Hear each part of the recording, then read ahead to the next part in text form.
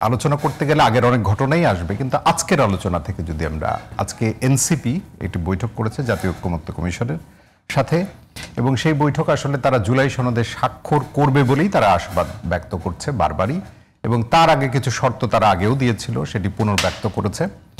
সাথে একটি কথা আমার কাছে খুব গুরুত্বপূর্ণ মনে হয়েছে, যে এনসিপির সদস্য সচিব আক্তার হোসেন তিনি বলেছেন যে একটি দল স্বাক্ষর প্রত্যাহারের সুযোগ খুঁজছে এবং আরেকটি দল চায় সনদ বানচাল। মানে যারা স্বাক্ষর করেছে তাদের কথাই নিশ্চয়ই বলছেন, এবং খুব পরিষ্কার করে আপনি নিশ্চয়ই বলবেন। মানে এইরকম একটা জায়গা থেকে এনসিপিকে তো মনে করা হয় যে, অর্থাৎ যে ছাত্র জনতার যে আন্দোলনের মধ্যে দিয়ে বা যে অভ্যুত্থান হয়েছিল, তাদের একটা বড় অংশীজন কিন্তু এনসিপির মধ্যে আছে। তারা যখন এইরকম একটা অনাস্থার জায়গা, মানে আস্থার সংকট, অনাস্থা না বললে আস্থার সংকট থাকে, তাইলে নির্বাচন সম্পর্কে যে বোঝাপড়াটা আপনার কাছে কেমন আসে? ধন্যবাদ আপনাকে এবং আপনার মাধ্যমে জিটিভির সমস্ত দর্শকদেরকে আসসালামু আলাইকুম, অন্য ধর্মাবলম্বীদেরকে শুভেচ্ছা। দেখেন, প্রথমে আপনি একটা কথা বলেছিলেন, এই ইলেকশন কেন ভিন্ন। এই ইলেকশন ভিন্নতার যদি আপনি দেখতে চান তাহলে আপনাকে একটু পিছনে তাকাতে হবে। বাংলাদেশের প্রথম ইলেকশন হলো 1973 সালে। সেই ইলেকশনটা এমনই ইলেকশন যে খন্দকার মুস্তাক সাহেবকে জিতানোর জন্য সমস্ত ব্যালট বাক্স হেলিকপ্টারে করে ঢাকা নিয়ে আসতে হয়েছে। তারপরের ইলেকশনটা হলো 1979 সালে। 1979 সালের পর 86 সালে, 86 সালের পর 88 সালে, 91, 96, 2001, 2008, আর তারপরে তিনটার বললাম না। গণতন্ত্র মানে পিরিয়ডিক ইলেকশন হতে হবে এবং ফ্রি ফেয়ার ক্রেডিবল ইলেকশন হতে হবে, এবং এটা হতে গেলে ইনস্টিটিউশনকে শক্ত করতে হবে। এবং এই ইনস্টিটিউশনকে শক্ত করার জন্য আমরা কি বলেছি, জুলাই সনদে আমরা সমস্ত একটা রিফর্ম প্যাকেজের মধ্যে নিয়ে আসতেছি। এবং আজকের যে কনস্টিটিউশন যেটা বলা হচ্ছে 72 সালে কনস্টিটিউশন, এই কনস্টিটিউশনে আপনি একটা ফ্রি ফেয়ার ইলেকশন করতে পারেন না। এখন আক্তার সাহেব যে কথা বলছে সেটার উত্তরে বলি যে, আক্তার সাহেব বলছে একটা দল সাইন করে উইথড্র করে নেবেন, আর একটা দল বলতেছেন যে তারা যাতে এই যে অনাস্থার সংকট, এই ধরনের স্টেটমেন্ট, ফেব্রুয়ারি মাস আসতে আর হাতে আছে 4 মাস। এখন সবাইকে নির্বাচনের প্রিপারেশন নিচ্ছে।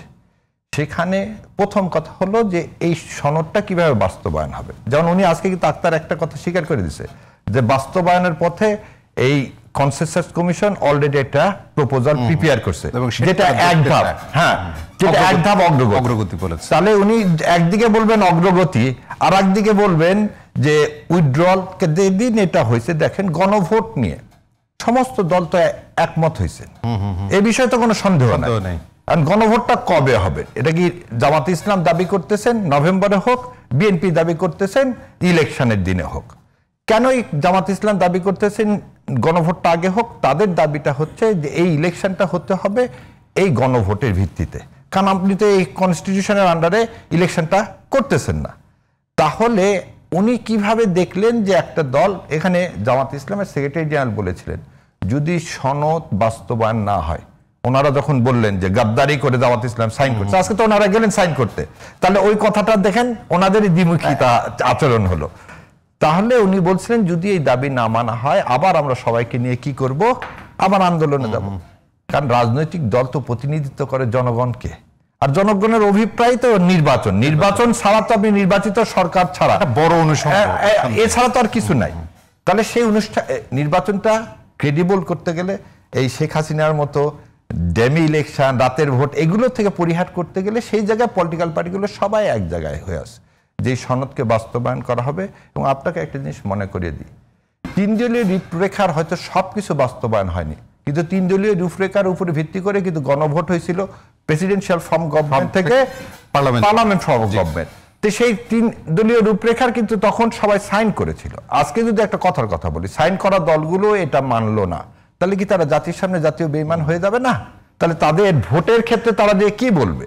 তো এনসিপির মনে হয় এই আন্ডারস্ট্যান্ডিং গুলো, মানে একদম বিনয়ের সাথে বলতেছি, এই আন্ডারস্ট্যান্ডিং গুলো তাদের পরিহার করে তাদের বরং চিন্তা করা উচিত তারা কিভাবে নির্বাচনে যাবে। যেমন এর মধ্যে একদিন দেখলাম যে এনসিপির একজন বলছে আমরা এখন নির্বাচন নিয়ে কিছুই করিনি।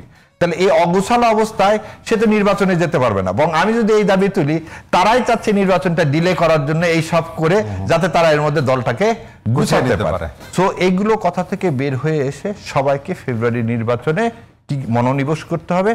আর এই কনসেনসাস কমিশন, আমরা ইউনূস সাহেবের উপর সবাই আমাদের আস্থা আছে, এবং এই সনদ বাস্তবায়ন না হওয়ার কোনো কারণ নাই। না হলে আমি আপনি সবার আমাদের কি হবে, প্রায়শ্চিত্ত করতে হবে। এবং আরেকটা জিনিস বোঝেন, যদিও শাহরিয়ার ভাই আমরা প্রায়শ্চিত্ত কিন্তু বারংবারই বোধহয় করেছি, মানে সব ক্ষেত্রে যে জনগণ আসলে খুব সুবিচার পেয়েছে এমনটা কি আপনি বলতে পারবেন?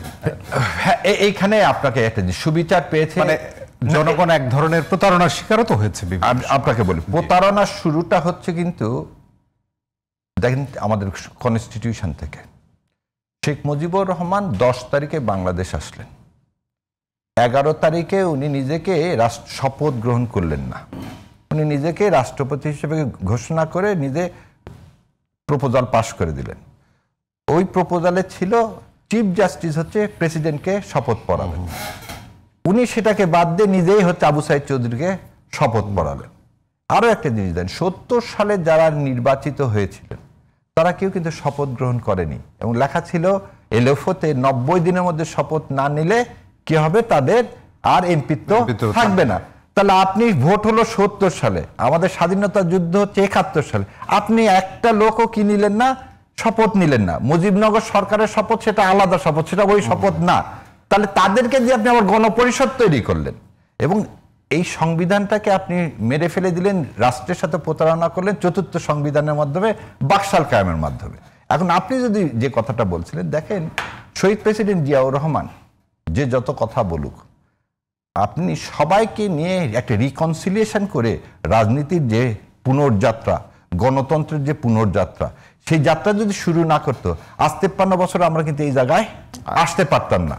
তো এই জায়গায় যে সবসময় যে প্রতারণা হয়েছে তা কিন্তু না। আরো একটা জিনিস দেখেন, 96 সালে বেগম খালেদা জিয়া যদি গো ধরে থাকতেন, শেখ হাসিনার মতো যদি ওই অবস্থায় স্ট্যান্ডিং নিতেন, তিনি কিন্তু তা নেননি। 14 দিনের জন্য পার্লামেন্ট 14 না, খালি পার্লামেন্ট করে 14 দিনে একটা কাজই করছে, সেটা হচ্ছে কি তত্ত্বাবধায়ক সরকার ব্যবস্থাকে সে ইমপ্লিমেন্ট করছেন।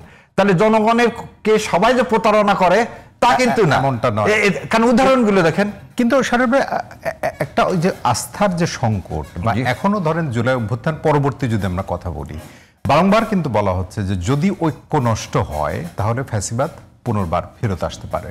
এবং এটি কিন্তু আপনার মনে হয় কিনা, খুব সংক্ষেপে বলবেন, আমরা রোহিত ভাইয়ের কাছে আসবো। মানে এই যে ঐক্য নষ্ট হয়, এই কথাটা কি রিপিটেডলি বেশি বলা হচ্ছে, এবং সেটি কি শঙ্কা তৈরি করছে কিনা? আচ্ছা, প্রথম আমার কাছে ছোট্ট করে বলতে, শঙ্কার কোনো কারণ নেই।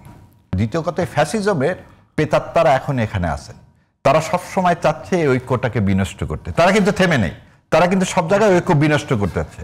আর একটা জিনিস, পলিটিক্যাল ম্যানিফেস্টো প্রতিটা দলের আলাদা হবে, এটাকে আপনি ঐক্য বিনষ্ট বলতে পারেন না।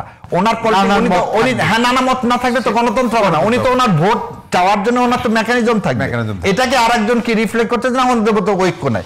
কোন জায়গাটাতে এখন পর্যন্ত ইউনূস সরকার কি থাকতে পারতো ঐক্য না থাকলে?